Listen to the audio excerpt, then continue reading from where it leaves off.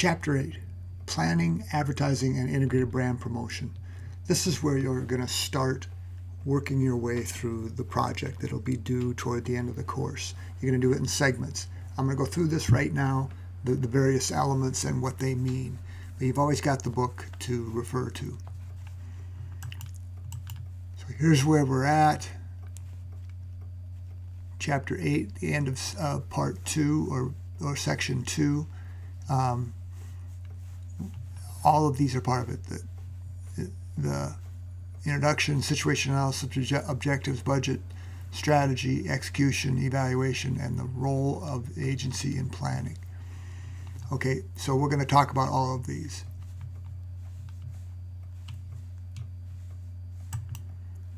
So here we go. And marketing context. So what's this?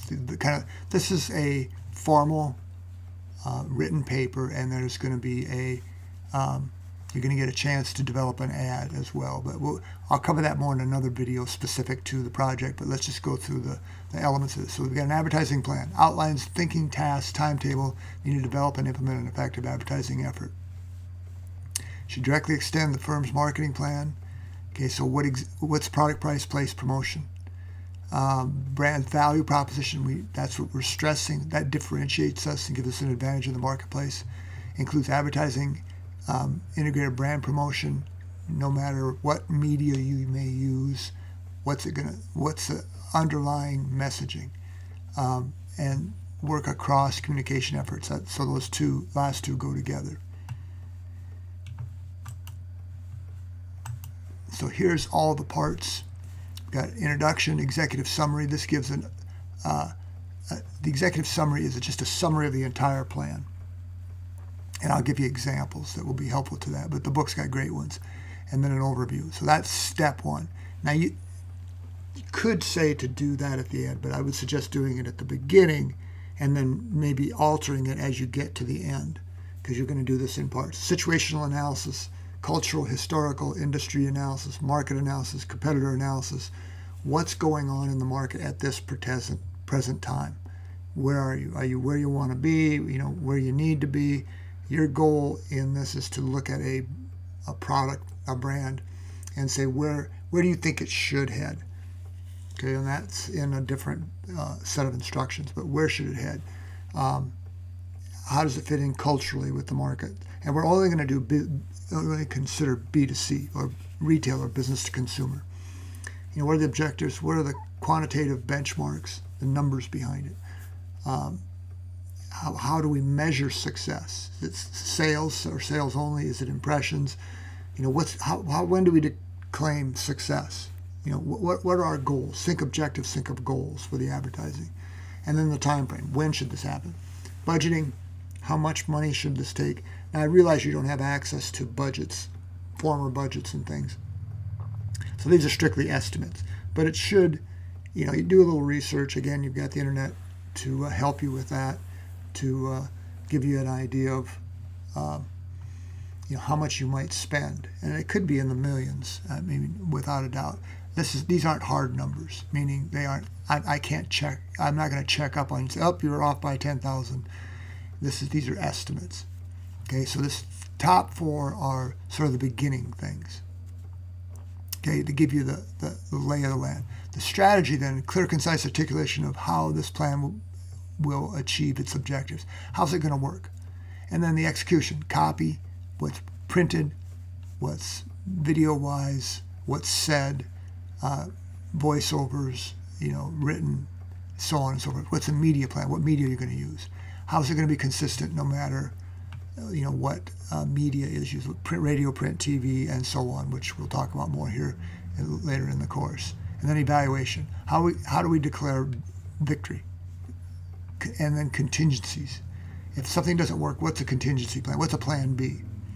All right, that gives you a rough overview of the process. So as you go through this and you read, you got the executive summary, previews the most important aspects of the plan. It shows you this is our breakthrough. We've discovered this. This is where we're going to head. Think of yourself as a new. You've got a company that comes to you with this product, their service. Same thing. Both have attributes and things like that. Competitive advantage. or value proposition to consider, and you're a new ad agency and you're going to give your recommendation, this is how we see strengthening your brand and making your position even better than it is at this point, because they're shopping for help. So the situational analysis, this defines it all for you. So if you ask me questions, I'm going to refer you to the book, basically. So, okay, what does the book say? Because that's something you can depend upon. Okay, so remember we talked about demographic, psychographic, technology, social, cultural, economic, political, regulatory factors that influences the situation. What's going on? That's the situation. Is our market, are we growing, or are we stagnant, or are we declining in sales? And so on. So as you read through this, it will make sense. But you've got everything in front of you. That's the nice part about it. Cultural context, Louis Vuitton. So there's brand and positioning.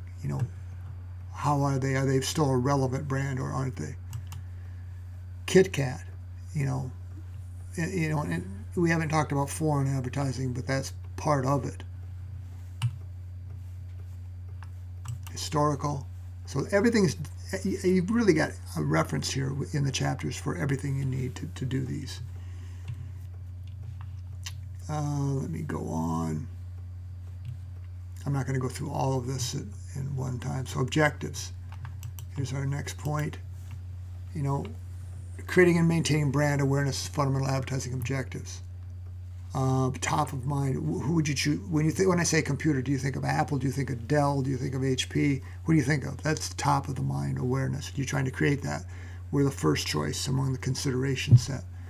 If we're trying to change attitudes and beliefs about a brand, that's a tall order. How would you go about doing that? And maybe you need to in order to make a brand more relevant and reposition in the target market's mind. So information, image, what are our goals? So purchase intent, trial use, repeat purchase, brand switching. We're trying to get people to switch from one brand to another. That's not an easy thing to do, but it's highly desirable idea. Budgeting, like I said, budgeting is there's different methods.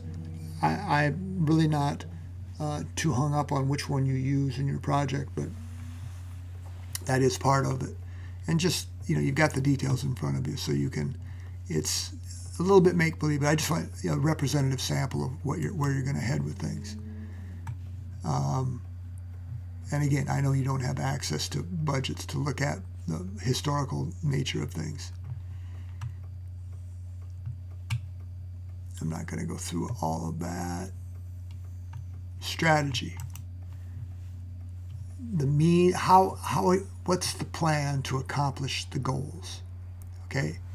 Every plan should state clearly and concisely what strategy will be implemented to achieve the desired results. How are you going to get people to buy from you? How are you going to get people to believe your brand is better? How are you going to reposition? What are you going to tell them? Given who they are, given who you're targeting. This takes some real thought, and that's why you want to start now thinking about these things. Execution, copy strategy, media strategy. What are you going to say? How are you going to say it? How are you going to gather attention? And then there's a media plan. What media are you going to use? What makes sense? What are the media habits of the market you're trying to sell to? That would be the key thing to understand. And execution, intermittent promotional activities, who, what, when, where, how, evaluation, how do we measure success or failure? That's what metrics are. Metrics are things that we use to measure. It's like grades. A grade is a metric for students. Excuse me.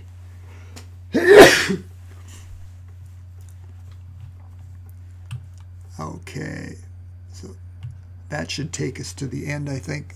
Read the chapter carefully, take good notes, and I will look forward to reading your work.